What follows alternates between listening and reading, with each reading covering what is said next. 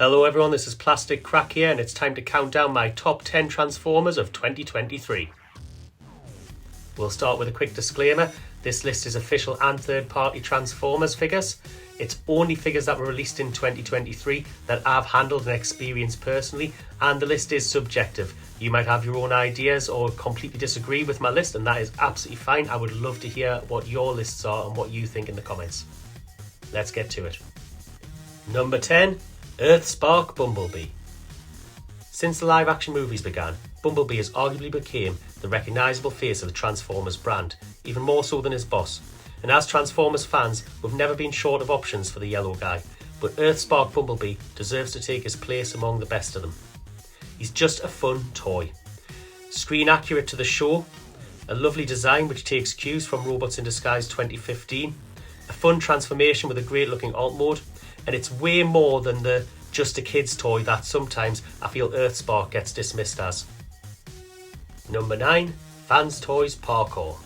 Parkour is Fans Toys on top form. A beautifully painted, heavy and poseable little bot that's cartoon accurate to a fault.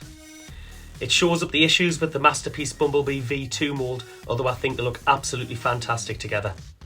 It looks brilliant in a Masterpiece collection, and it leaves me excited to see what Fans Toys do with the inevitable Bumblebee that comes from this mould. Number 8. Rise of the Beasts Optimus Primal. The mainline Rise of the Beasts Optimus Primal figure might be the toy that surprised me most this year. I wasn't going to buy him thinking I'd just wait for the Studio Series figure, but I'm glad I did. A poseable and fun great version of the Great Ape. A very clever chest transformation lurks inside this deceptively simple toy. The only downsides are the green eyes being missing, replaced by blue, and the scale in a Studio Series collection. But if you get the chance to check this guy out, I really recommend it. Number 7. Earthspark Grimlock. As Transformers collectors, we've been blessed with a lot of great Grimlocks recently. From the animation accurate Studio Series to the unreleased Tiger Stripe G2 colours of the Toxitron line, and even more offerings from the likes of Iron Factory and Planet X, it's never been a better time to be a fan of everyone's favourite Bozo/King. This Earthspark figure immediately stood out to me. Fun, small, poseable, all sharp edges and attitude, with a design inspired by Nick Roche's incredible IDW comic art. This is a figure with tons of personality and is a contender for King of the Dinos 2023. Number 6. MMC Optus Promenon. MMC's Optus Pexus is one of my favourite figures of all time, and with Optus Promenon, they've somehow managed to improve on perfection. This is one of the most poseable figures I've ever handled, able to achieve seemingly impossible poses without the need for any support. The IDW Stormbringer colours absolutely sing. The interplay of the orange with the new blue tones and the red and silver added to the new mould details make this an absolutely stunning figure. Add to this the absolute armoury of weapons that it comes with, and you've got what is possibly the best version of an already incredible mould. Number 5. MMC Eris Armada. MMC's Eris is an unusual figure, as she's an original character with the ability to mimic other bots' looks and skill sets. The original version of this mould was based on Tarn, but I can't help feeling that this figure suits the Armada Megatron look a lot more. The colours and deco absolutely pop. It's poseable and has great presence in a collection. The small feet can hinder some more complex poses, but there's not a lot that she can't do. I can't wait to see what MMC do in the future with this mould. Number 4. Magic Square Light of Peace EX. This is an improved re-release of Magic Square's V2 Optimus Prime. The original version of this figure was my Masterpiece Prime of choice, and I was excited to see what they did to improve it. The new paint and die cast elevate this already great figure to new heights. The new metallic paint is subtle and not overbearing, but makes a big difference to the look of the figure and the feel in the hand. It feels more Masterpiece as a result, doing a lot to alleviate the concerns of people who might have felt that this figure felt cheap to handle before.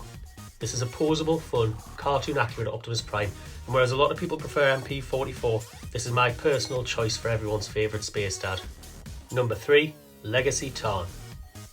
Out of all the newer Transformers characters introduced after G1, I think Tarn's possibly the most iconic, and it's hard to believe that this figure marks the character's first appearance in the mainline.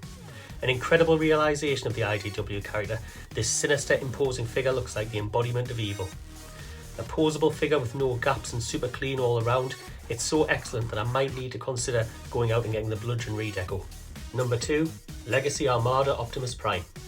I've got a confession to make, I'm not a massive fan of Transformers Armada. I wasn't watching the cartoons when the original came out, and as an adult it just didn't click with me. I do, however, Love the designs. I feel that this is the first true Commander class figure that we've had in quite some time. Rodimus, although an excellently engineered figure, was a bit on the small side, and Mortimaster needed his other cronies to make Menasor. This, however, is just the epitome of fun.